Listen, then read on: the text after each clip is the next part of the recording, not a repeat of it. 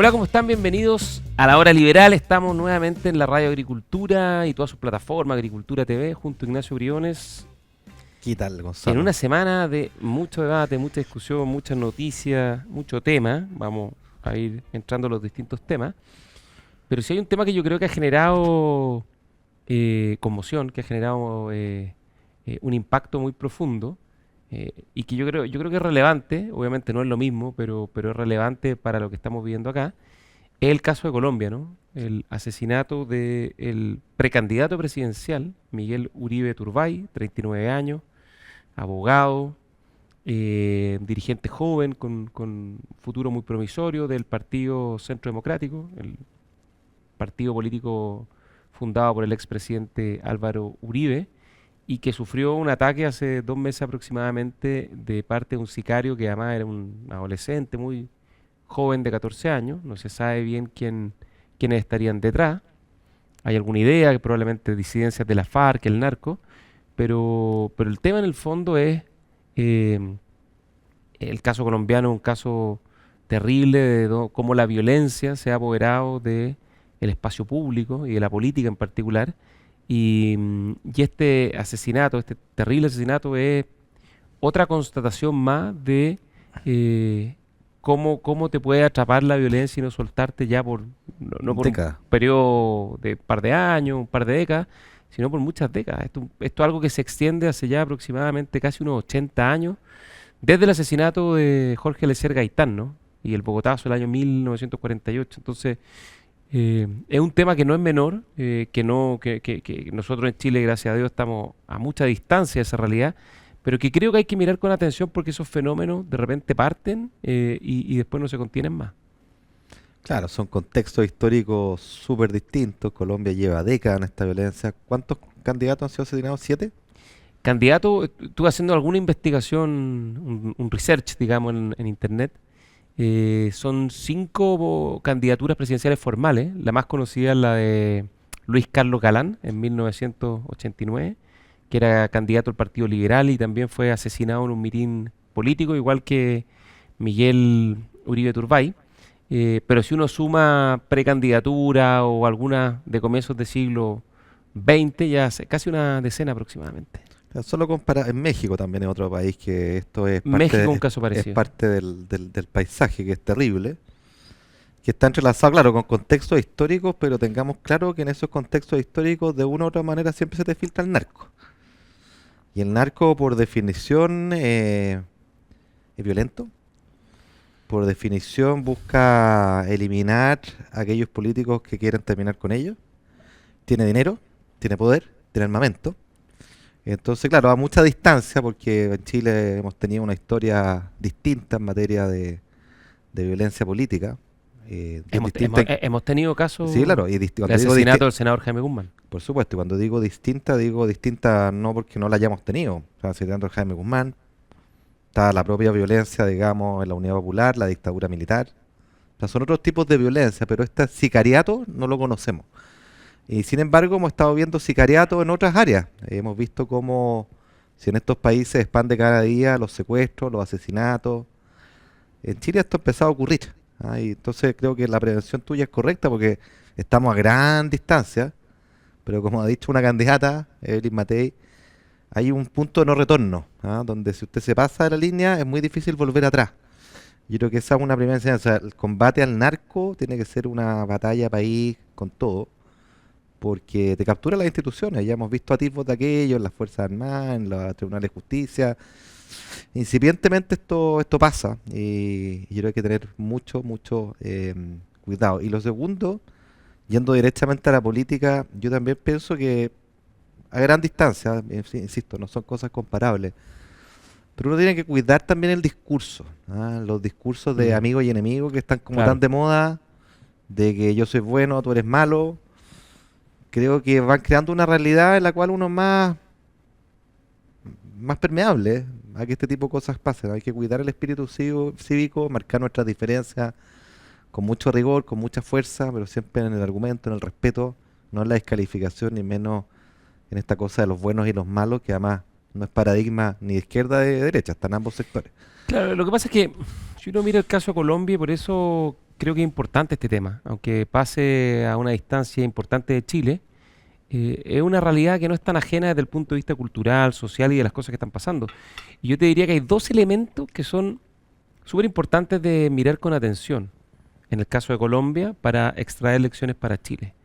Uno es la polarización política, ¿no? O sea, en el fondo el discurso polarizante que se extrema, que deslegitima o denigra a los adversarios políticos. Hemos visto a propósito de las campañas de desinformación y de bots, mucha violencia, mucha agresividad. Esto ya lleva varios años, ¿no? Estuvo muy exacerbado en el periodo del estallido social, ha bajado un poco, pero no ha desaparecido.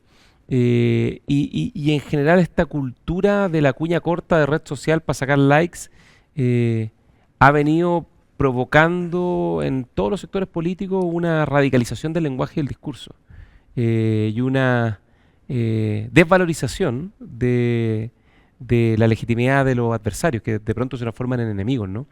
En Colombia esto siempre estuvo muy marcado en la historia, a comienzos del siglo XX, por las disputas y guerras civiles que hubo, algunas relatadas por García Márquez, entre liberales y conservadores, ¿no? Y, y el punto de no retorno en Colombia fue, y el inicio del periodo de la violencia, como le llaman, el asesinato de Jorge Eliezer Gaitán, ¿no? Que era el precandidato, candidato de los liberales, que fue asesinado a tiros, digamos, en Bogotá, eh, y generó, digamos, una explosión social y muchos días y semanas de enfrentamientos, de violencia, de muertos en las calles, en fin, y se inicia formalmente este periodo que le llaman la violencia, que después, al poco tiempo, viene acompañado por dos elementos más: la radicalización de la política y la guerrilla, ¿no? Que surge en la década de los 60 particularmente en Colombia, y después de la mano el surgimiento del crimen organizado y particularmente el narcotráfico, ¿no? Claro. Entonces, cuando tú tienes este elemento de polarización, de deslegitimación del que piensa distinto, de tu adversario político que de pronto empieza a decir que es un enemigo, ¿no? Que no tiene derecho siquiera a expresar su opinión, que es una persona que desde un punto de vista moral no tiene valor, ¿ah?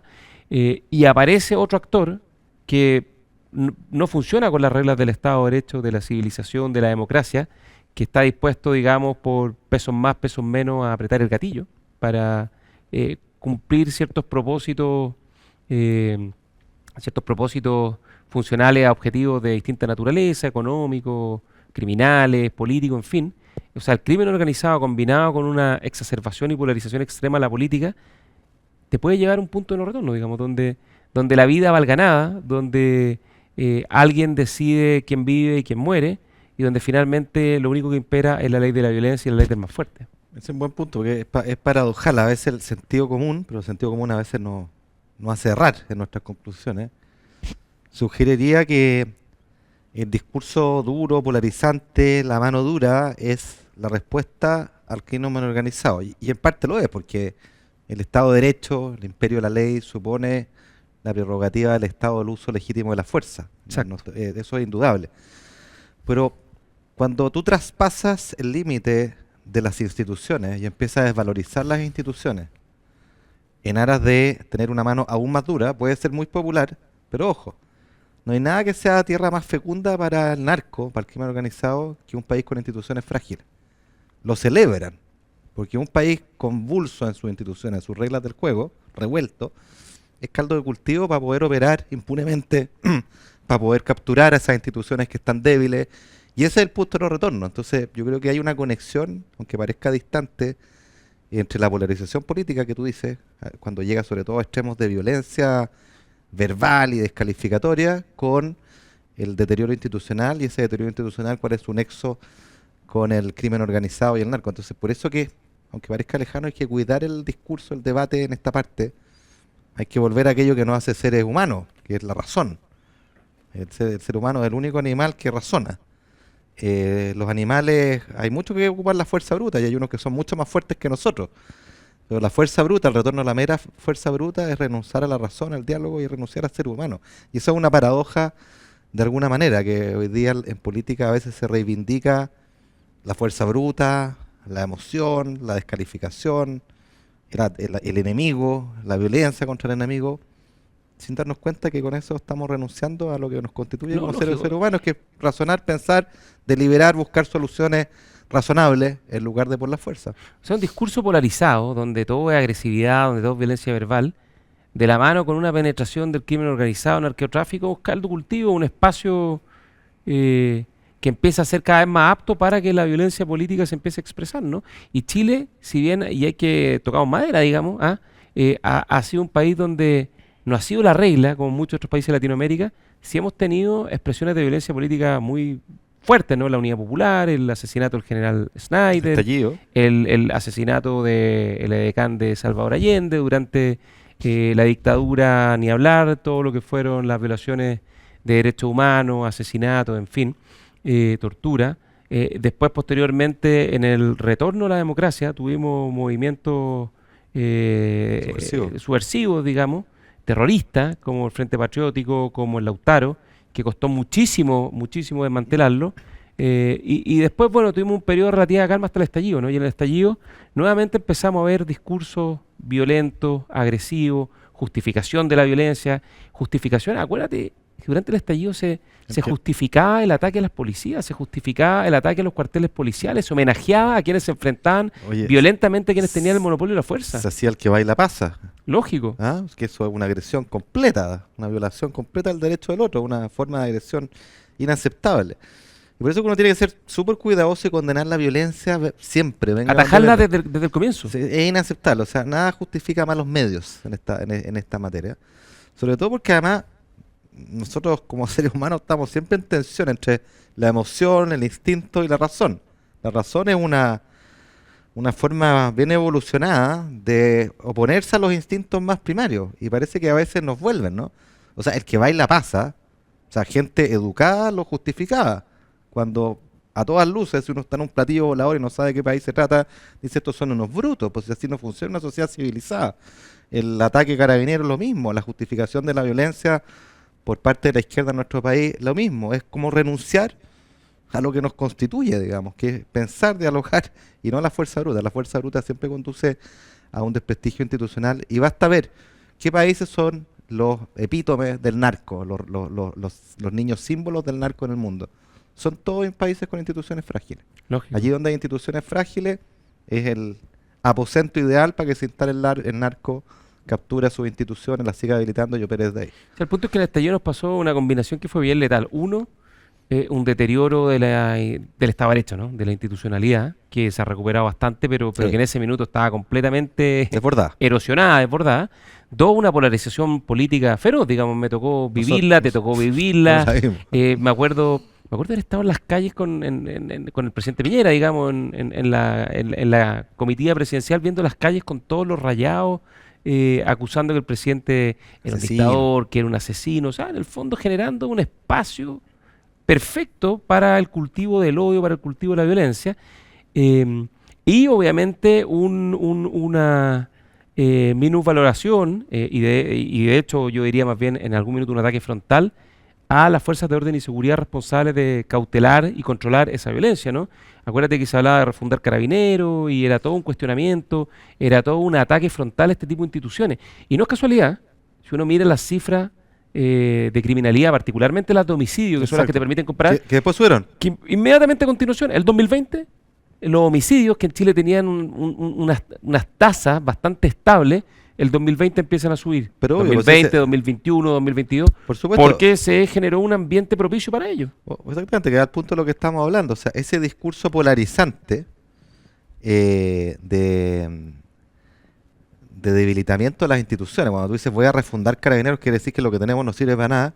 Eso es una noticia, es decirle al delincuente venga a delinquir porque carabineros no sirve para nada y lo vamos a refundar. Entonces hay que ser muy responsable con este tipo de cosas. O sea, las palabras y las acciones traen consecuencias muchas veces por áreas que no sospechamos y yo creo que la clave de todo esto es cuidar el debate, ser muy firme en sus convicciones, pero cuidar el debate, cuidar nuestras instituciones. Chile sigue gozando de instituciones sólidas, pero se han ido debilitando. Y es verdad, si a veces si uno se descuida, llega un punto no retorno donde Dios no lo quiera, tus instituciones están capturadas y de ahí cuesta mucho, mucho, mucho, mucho salir. O Eh, sea, que lo dramático es que siempre un asesinato es algo terrible, cuando es de naturaleza política no solo es terrible, es incomprensible, digamos, que te asesinen por tu idea, además. Eh, y, mm, y lo más incentivo de todo es que además era una persona joven, un abogado, 39 años. 39 años, Hijo de madre asesinada también por las su FARC. madre, O sea, no asesina, muerta en un rescate, entiendo yo. Diana Turbay, Claro, de un secuestro de las hija FARC. del expresidente Julio César Turbay, que fue presidente a fines de los 70, comienzos de los 80 en Colombia. Diana Turbay era periodista, la madre de Miguel, perdón, de Miguel Uribe Turbay. La madre fue secuestrada por el narco, por Pablo Escobar, digamos, por los extraditables, que era este grupo de Ah, por la narcotraficantes. extraditable, no la FARC. Ya. Exactamente. No, por los extraditables la secuestraron con la excusa de que como era periodista le iban a dar una entrevista con un guerrillero y era un engaño, la secuestraron y en la operación de rescate murió lamentablemente asesinada. O sea, una familia además cruzada por la tragedia. Y este es un liderazgo político joven, valiente, con un tremendo futuro, pero tampoco era, y esto es lo más incomprensible, tampoco era una persona fuera a ser seguro el próximo presidente. O sea, básicamente, probablemente por quién era, por historia familiar, por llevar el apellido Uribe, que en Colombia tiene, para Claro. el mundo de la izquierda y para el mundo del narco tiene una carga muy fuerte, y por tener un posible futuro relevante dentro de la política colombiana. O sea, una cuestión Oye, completamente desquiciada y brutal. pero además te pasa, claro, que ser candidato presidencial en Colombia es una de las profesiones más peligrosas del universo. Tremendamente peligrosa, sí. Entonces, cuando esto pasa, nadie bueno quiere arriesgarse a ser candidato presidencial porque tiene una familia detrás, digamos. Es complicado y te termináis llenando en consecuencia de candidatos malos o serviles al narco y entrar en un loop del cual es imposible salir, básicamente, ¿no? Bueno, eso es lo notable de Colombia, que pese a todo sigue teniendo políticos y liderazgos públicos importantes, corajudos. O sea, es una sociedad muy golpeada por la violencia. Bueno, Gaviria reemplazó al asesinado Como candidato, era secretario, era sí, jefe de gabinete de Luis Carlos Galán. de Galán. Cuando Y asesinan a Gaviria, Galán, claro, asumió la ungen. candidatura. Y sale, y él no sé, el narco, me acuerdo, lo trató de cooptar, decirle, oye, acá corre riesgo tu familia, entonces la extradición, y él tomó la decisión valentísima, corajuda, de decir no, los mandó a la cresta, básicamente, arriesgando su vida, bueno, y cambió harto las cosas, ¿no? Sí, sí.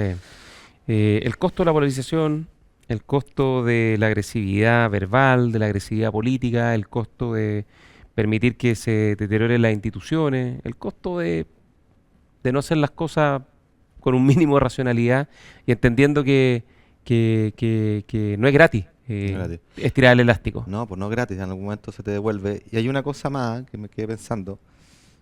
Quien dice narco, dice inseguridad, dice crimen organizado, que duda acá que tenemos un mega problema en Chile, y que parte de este discurso exacerbado, que tiene un sentido, ¿no es cierto? Dice mano dura, incluso a veces al punto de saltarse ciertos principios básicos. Lo hemos visto en El Salvador, por ejemplo, donde se hacen juicios grupales, que es una violación de las garantías individuales, las libertades individuales grotesca, y se aceptan aras del resultado que ha sido bueno, ¿no es cierto? Pero, de nuevo, ¿hasta qué punto el fin último justifica los medios y pasar a violar garantías y libertades fundamentales, sobre riesgo que eso erosione la institucionalidad y que después se te pueda devolver, además?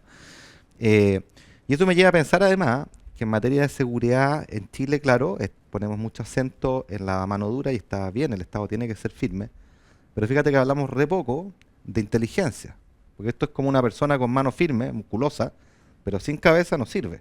La inteligencia en materia de seguridad es la cabeza, es lo que te permite detectar a los delincuentes, capturarlos, generar pruebas que los hagan pasar una temporada larga en la cárcel. Pero si tú no tienes inteligencia y tratas de construir el edificio desde el tercer piso, que es las penas y las cárceles, en realidad no tienes mucho. ¿Ah? Esto es un continuo. ¿Ah? Y creo que inteligencia es una variable clave para desbaratar el crimen organizado y ojalá nos pongamos a hablar de eso. Evelyn Matei es la única que yo le he escuchado poner el acento ahí, pero es fundamental. Oye, nos vamos a una pausa. Un dato a propósito que tú decías que ser candidato presidencial en Colombia es una profesión bien peligrosa. Van 97 dirigentes políticos asesinados en Colombia en el año. En el año, cacha. Sí, no, sí, es brutal. No, o sea, ya. Y si alguien quiere entender un poco más la historia de Colombia y este drama, y no solo disfrutar de una buena lectura, sino también reflexionar sobre esto y lo que significa para nuestros países, ¿no? Para América Latina, para Chile en particular, hay dos libros que yo recomiendo mucho. Uno Noticia de un secuestro de Gabriel García Márquez, Un clásico. que es un clásico y que es el relato de los secuestros que hizo el narco y Pablo Escobar, donde estaba la madre de Miguel Uribe Turbay, Diana Turbay. Una crónica increíble, dramática, terrible, pero que refleja bien un poco la crudeza de la realidad que pensamos que se había erradicado en Colombia y que vuelve a reaparecer de manera muy terrible. Y el otro, un libro de otro escritor colombiano, Juan Gabriel Vázquez, que se llama La forma de las ruinas, que es la historia del Bogotazo y el asesinato de Jorge Eliezer Gaitán.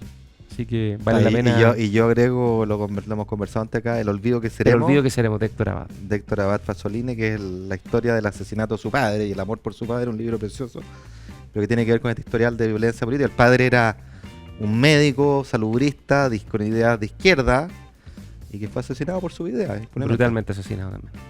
Ya, vamos a una pausa a la hora liberal y volvemos.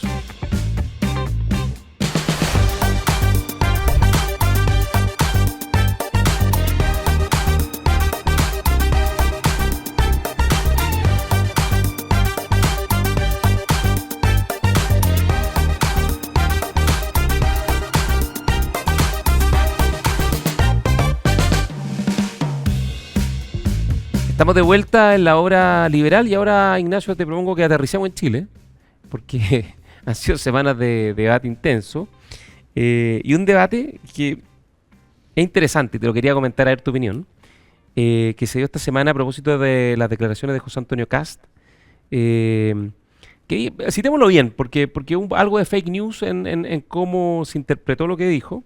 Pero citémoslo bien, dijo algo así como, en un foro económico muy importante que hubo la semana, dijo algo así como, el Congreso es importante, pero no es tan relevante como ustedes se imaginan. Estamos revisando las potestades administrativas que tiene el Estado, básicamente para poder materializar parte de su programa, no a través de leyes, sino a través de decretos y reglamentos. Claro, fue la frase de la semana, la polémica de la semana en ese seminario. Bueno, también hay una de la candidata Jara, que podemos comentar. Vamos a hablar después de eso.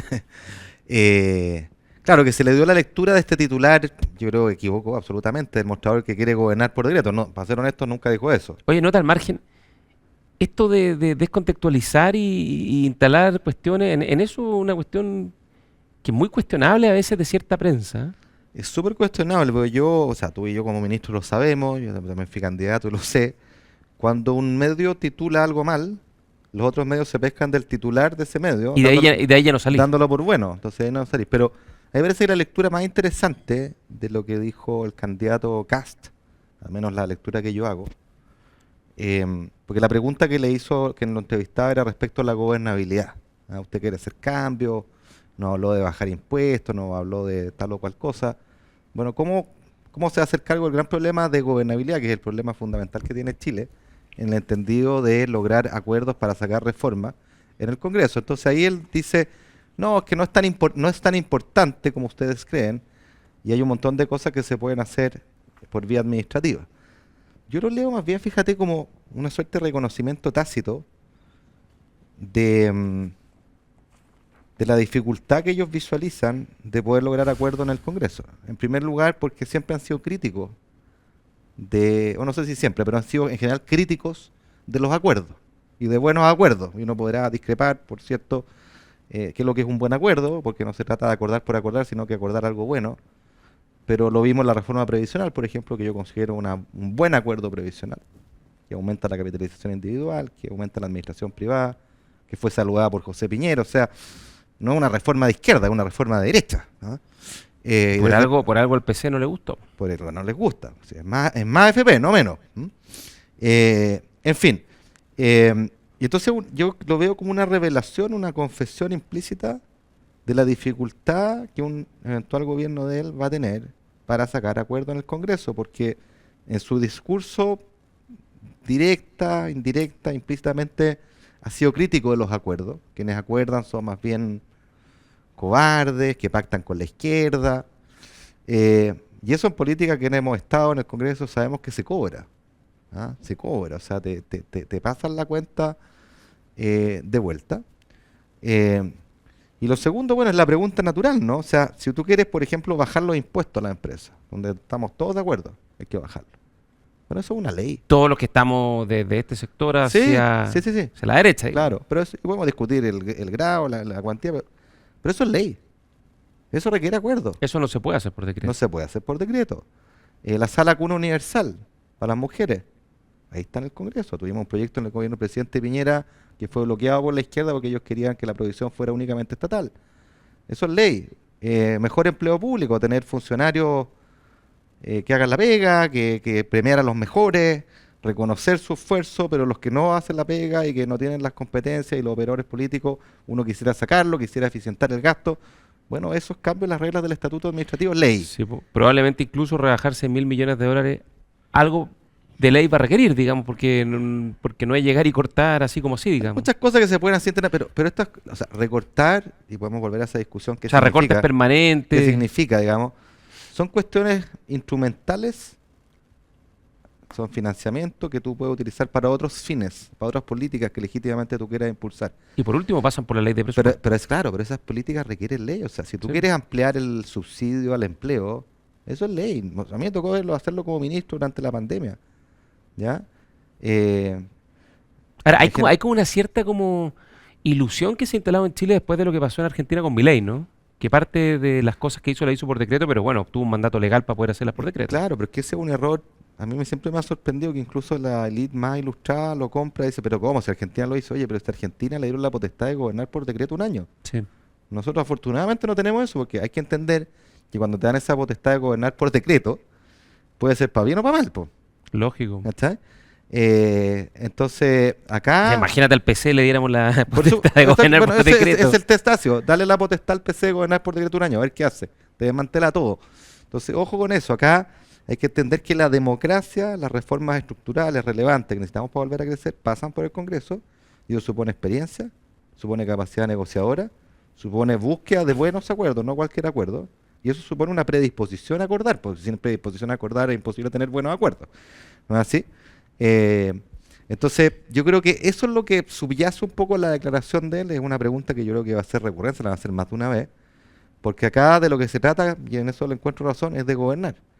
Pero gobernar no es simplemente medida administrativa, gobernar supone hacer reformas que generen cambios en las áreas sustantivas que tú requieres.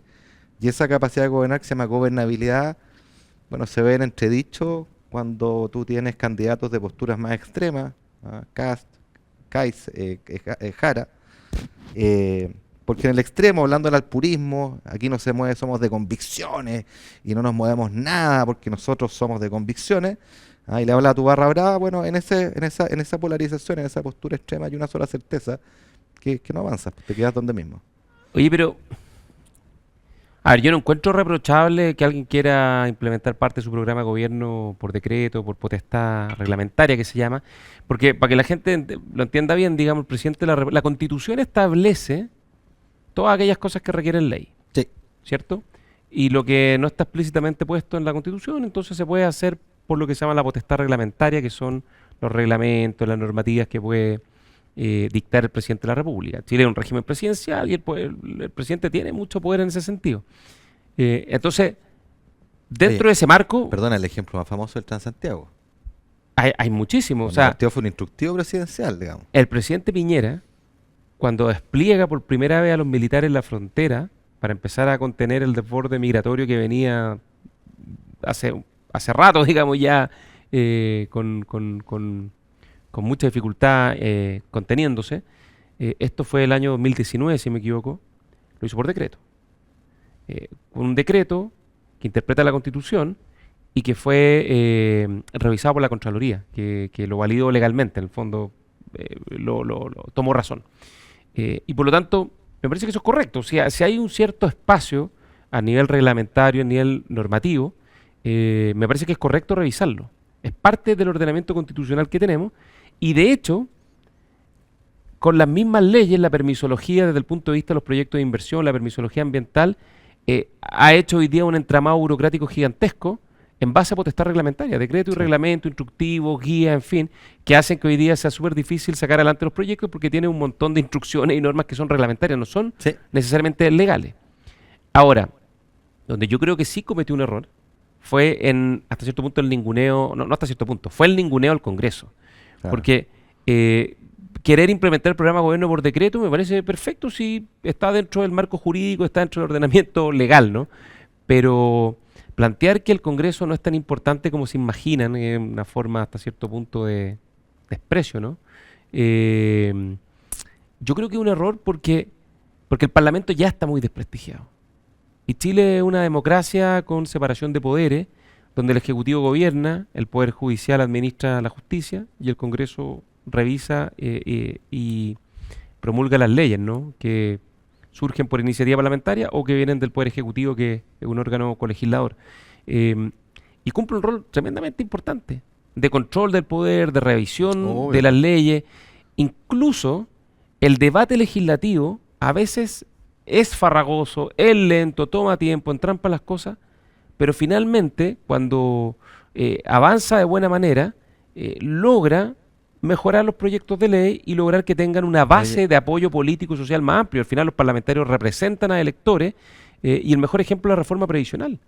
El gobierno del presidente Boric mandó una reforma previsional refundacional. que yo creo que era muy mala, que era muy de izquierda, que estaba bajo el sistema previsional, y fue el debate legislativo y la discusión en el Congreso y el que hubiese una oposición más constructiva, que permitió tener un acuerdo donde hoy día, si ustedes se fijan, en el debate programático de las campañas presidenciales, el tema previsional prácticamente No no está. está.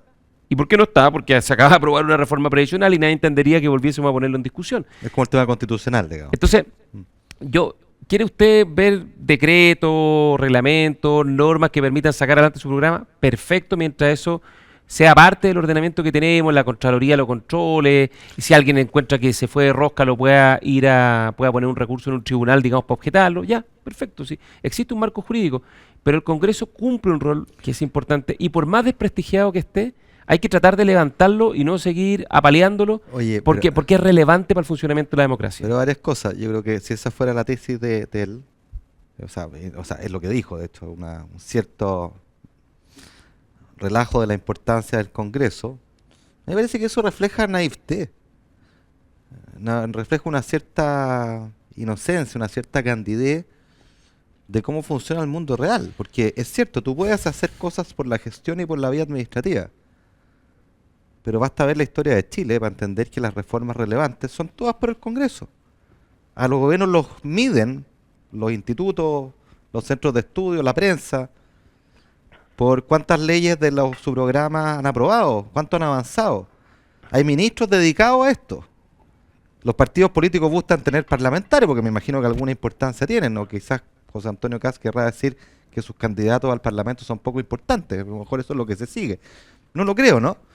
Entonces, una cosa es la potestad administrativa dentro del marco legal, está bien, pero convengamos que esa parte es más higiénica, es más funcional, es más de gestión, y los cambios de dirección que tú quieres hacer, pensemos en todas las leyes de seguridad que se han aprobado, los proyectos de ley que se han aprobado, eso no se hace por decreto. Lógico. ¿Te fijas? Entonces, me parece que Si tú quieres proteger a las policías con un estatuto de protección de las policías, necesitas pasar por el Congreso porque por decreto no vas a poder hacer mucho. por supuesto, es bueno explicarse a las personas y mostrar que es un poco naif, en realidad, esta mirada como de que yo puedo ser un buen gobierno con un Congreso poco importante. No, pues no es así. Y déjame darte dos argumentos más. Esta es mi experiencia como ex ministro secretario Nosotros general nos de la dividíamos en el presidencia. Congreso negociando y sacando cosas adelante. Te voy a dar dos argumentos más de por qué hay que tomarse muy en serio el Congreso. Aunque hoy día es popular pegarle al Congreso y te voy a dar algunos votos para la elección, pero a largo plazo creo que va a ser muy costoso. Insisto, yo defiendo la facultad presidencial de buscar implementar parte del programa a través de decreto, a través de reglamento, en la medida que eso no vulnere la Constitución y las leyes. Dicho eso, uno, si tú no le das mucha importancia al Congreso, a la vuelta de la esquina el Congreso te va a dar muchos dolores de cabeza. Sí. Porque si el Congreso tú no hay una cosa media paternalista en el Parlamento que espera que el Ejecutivo conduzca, y cuando el Ejecutivo no conduce, el Congreso se pone El creativo parlamentarismo es facto. y empiezan los parlamentarismos de facto y le causa problemas a los gobiernos. Nosotros lo vivimos y vivimos unas derrotas políticas O sea, feroces lo con los vimos retiros. Los retiros. Los retiros. Entonces, lo Como real. primero, ojo, al Congreso hay que tomárselo en serio porque si no se pone creativo y pueden comenzar los problemas. Y en el último tiempo, lamentablemente, eso ha sido cada vez algo Más más recurrente. común y corriente. Mm. Eso es lo primero. Y lo segundo, porque si en aquellos temas relevantes donde tú realmente quieres hacer reformas que cambien Chile, que se hagan cargo de los problemas en seguridad, en salud, en crecimiento, y necesitas pasar leyes, necesitas no solo tener la mayoría, sino que ojalá que esa mayoría sea lo suficientemente amplia para que el próximo gobierno, cuando cambie el signo político del gobierno de turno, no haya una contrarreforma donde desandemos todo lo que avanzamos. Porque si no, el país va de tumbo en tumbo como un péndulo para lado y lado, y finalmente no avanzamos. Y se necesita, esto hay una muy buena columna de David Gallagher en la semana, tener lo que Chile necesita, un gobierno de acogida amplia. Es decir, que tenga una base de apoyo social, político, cultural, al final, que tenga raíces suficientemente profundas. Porque si no, el siguiente gobierno, si es del signo político, va a ser tabla rasa y deshacer todo. Y así el país no va a avanzar. No, los países que avanzan siempre lo hacen construyendo sobre lo que hay atrás. En el camino se cometen errores, qué duda cabe. Si cuando tú logras acuerdos hay aquellos que son muy buenos, otros que son buenos, otros que pensaste que eran buenos y fueron malos. Pero la gracia de la democracia es poder cambiar a aquellos que fueron malos, perseverar a aquellos que son muy buenos, y aquellos que son buenos, ojalá incrementalmente mejorarlos y ampliarlos a otros ámbitos. Pero yo vuelvo al ejemplo, o sea, en el programa de José Antonio Kast, que como él y el de todas las candidaturas los vamos a conocer la próxima semana, cuando estén inscritas, yo te garantizo que las medidas estructurales, o sea, primero que van a tener medidas estructurales, y no simplemente medidas administrativas, las medidas estructurales todas, desde la rebaja de impuestos que proponen, hasta la Saraguna Universal, hasta temas de salud, educación, Necesitan o ley. reforma del empleo público, todos requieren ley. Para eso tú necesitas gente con experiencia, gente probada, gente capaz de buscar buenos acuerdos. Y en cambio, las personas que dicen, no, yo no me muevo de mi esquina, bueno, hay un solo resultado posible, que no va a haber Oye, ningún acuerdo ni avance en esa materia. y dado que ya han hecho la causa que la derecha va a ir en dos listas, la de Republicanos, Libertarios, Social Cristiano y la de Chile Vamos, y la izquierda va a ir en la práctica en una, porque si bien algunos grupos menores salieron del pacto principal, es una gran lista a la izquierda, lo más probable es que no haya mayoría en el Congreso, al No. menos en las dos cámaras. No. Y por lo tanto vas a estar obligado a negociar para hacer aquellas cosas que dijiste que tenías que hacer. Lógico. Pues. Oye, y además va a ser mi tesis, para volver, me la cobran después. Mi tesis es que vamos a tener un peor Congreso que el que ya tuvimos, que era malo, y también como el que tuvo el presidente Piñera, que era muy malo. Primero porque va a estar más fragmentado, van a haber más partidos. El discolaje no tiene coto, no se le ha puesto coto, vamos a seguir con más matinal y cada uno se manda solo y más sheriff y pelotas de fútbol y proponiendo eliminar la UEF y todas esas cosas que hemos visto, eso va a proliferar aún más. Vamos a tener un Congreso que por el lado de la oposición, del oficialismo, probablemente esté más cargado a la izquierda, dado quién es su candidata.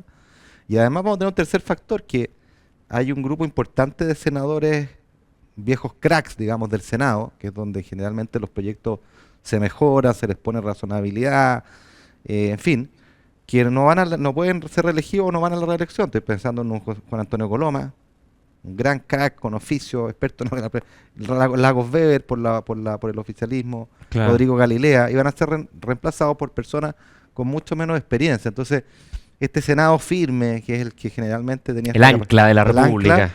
va a estar también más débil. Entonces yo veo un escenario de un parlamento que va a ser más difícil la gobernabilidad, y por lo tanto un eventual ninguneo del parlamento me parece poco astuto para efectos de poder navegar esas aguas que van a estar más difíciles. Va a ser difícil porque además va a ganar la oposición, o sea, cual sea las candidaturas de la oposición, y yo creo que la izquierda, o parte importante de la izquierda, va a volver a la vieja andanza. Por lo tanto, se va a necesitar templanza, se va a necesitar tener la capacidad de tener un respaldo amplio político. Al final lo que se va a necesitar es tener el timón firme, tener una hoja de ruta clara, porque si no va a ser difícil, va a ser muy difícil. El juego bien, hay experiencia. Experiencia, sí. Vamos a una pausa en la hora liberal y volvemos después del corte.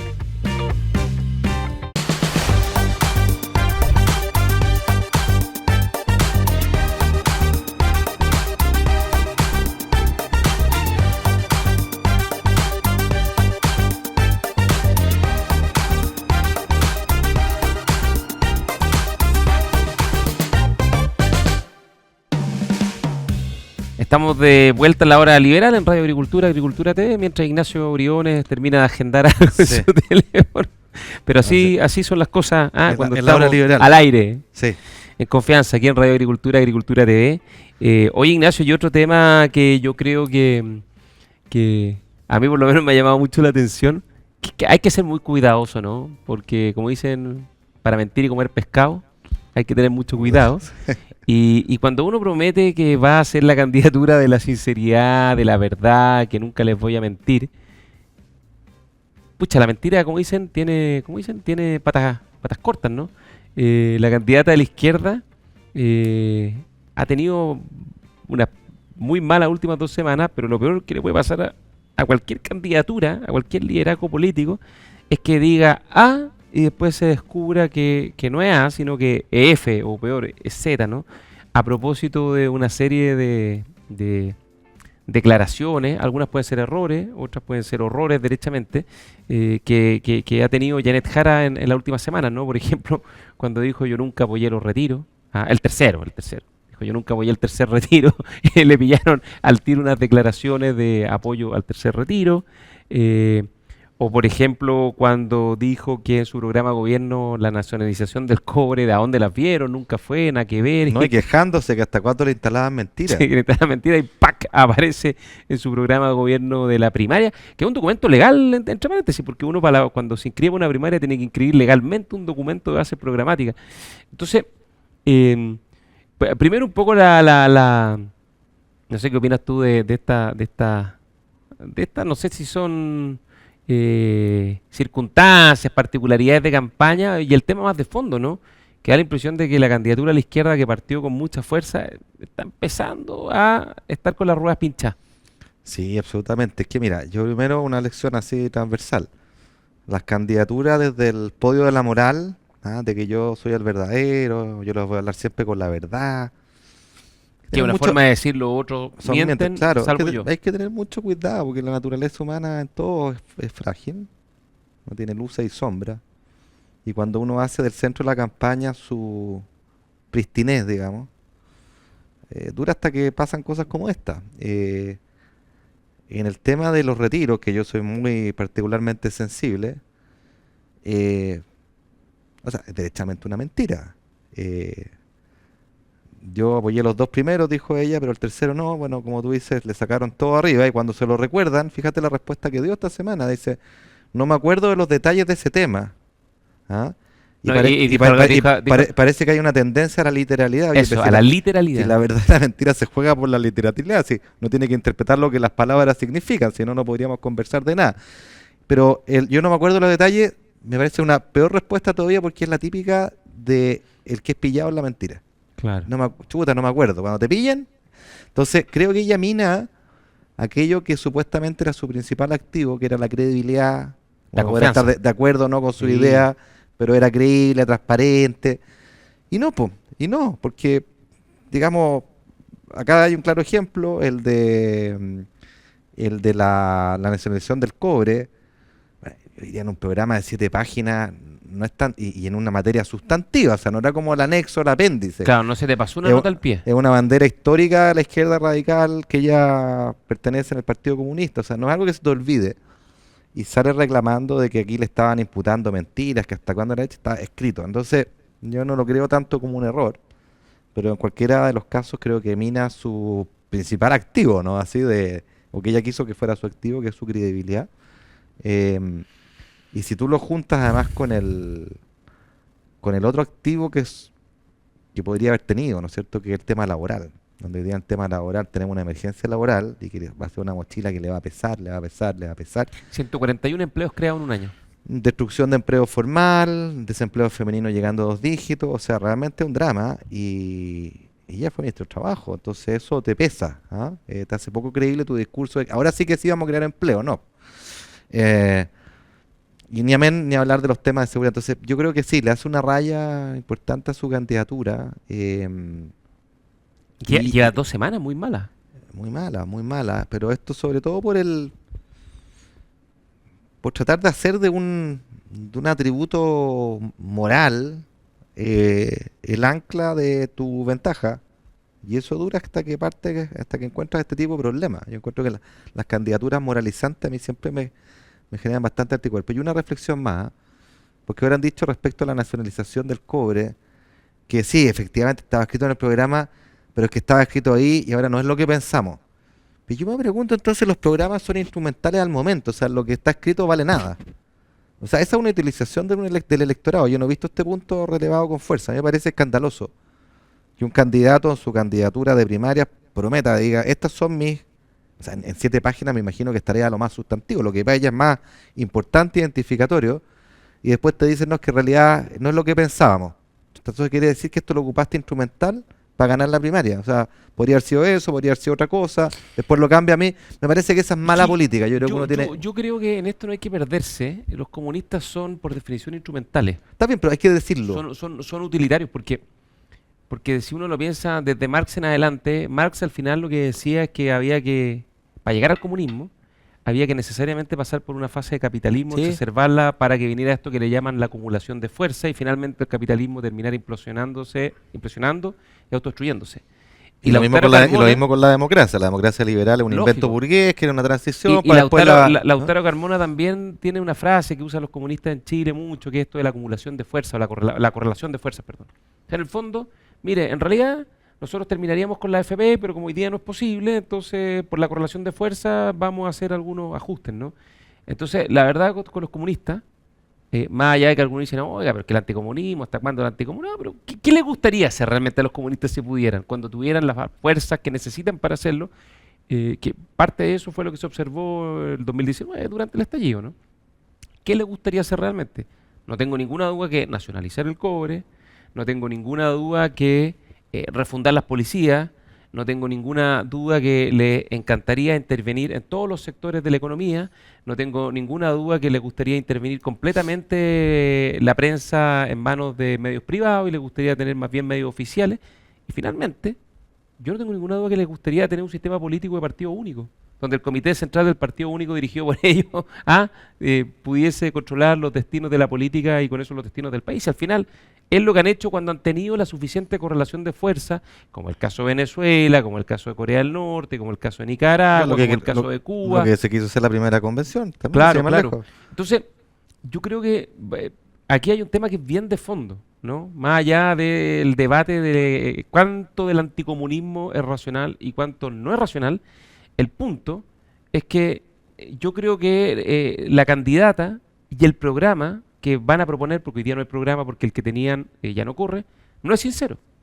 Bueno, pero es que yo vuelvo sobre ese punto, porque estando de acuerdo con lo que tú dices sobre el Partido Comunista, porque es lo que ellos reivindican, lo que está escrito, Que no se avergüencen de lo que piensan. eh, la candidata de la sinceridad, como ella se presentó, su credibilidad es su gran atributo, bueno, eso es ortogonal, eso es incompatible con un programa que se escribe instrumental para un momento y que se cambia. Si no me gustan estas convicciones, tengo estas otras. Claro. Para otra elección. Eso es la antítesis de ser creíble, po. Si ser creíble es tener unas convicciones que uno defiende, más allá de lo electoral, que por supuesto uno puede plasmar en políticas públicas, donde en la negociación, sin renunciar a tus convicciones, tú renuncias a ciertas cosas para poder avanzar, pero eso es distinto que renunciar a tus convicciones porque tengo este programa para esta elección y este otro para esta otra elección. Pues entonces, ¿cuál es la Janet Jara de verdad? ¿La primera, la segunda, La de la polera con el perro matapaco, No sabemos. Pues o la que hoy entonces, día dice que respeta mucho a los carabineros. no lo sabemos. Entonces, y probablemente sea la primera, no tengo idea. No lo sabemos. Pero le mina a ese activo que ellos trataron de enarbolar, que era la confianza, la sinceridad, la credibilidad. No es creíble cuando tú, un aspecto tan sustantivo, escrito en un programa de 7 páginas, dices después no, que en realidad no creemos en eso. Entonces me estás diciendo que ese programa fue simplemente instrumental para ganar la primaria. Bueno, eso es engañar a los electores. Hay electores que fueron a votar, uno quisiera creer si leen los programas, y yo estoy seguro que muchos de ellos así lo hicieron. Muchos que fueron a votar porque le creyeron que ella quería nacionalizar el cobre po, y la minería. Entonces después resulta que no. No era así, porque ahora tengo otra propuesta. Su jefe económico apenas asume y dice que eran puras tonterías y puras leceras, todas las cosas de... Ya. ¿Sabes qué? Yo creo que aquí hay como un tema que es bien de fondo, que me parece que es de lo más profundo del debate democrático, tratar de escudriñar qué piensan realmente los candidatos y qué harían realmente si pudieran hacerlo. Porque hay algunos que dicen, y el rector Peña ha sido el paladín, digamos, de esta posición, oye, ¿sabe qué más? Si todos sabemos cómo son los comunistas, pero al final del día no está sola, va a estar acompañada de gente sensata, racional, razonable, que va a hacer su equipo y que va a amortiguar algunas de estas ideas que pueden tener que quizás no son tan buenas, ¿no?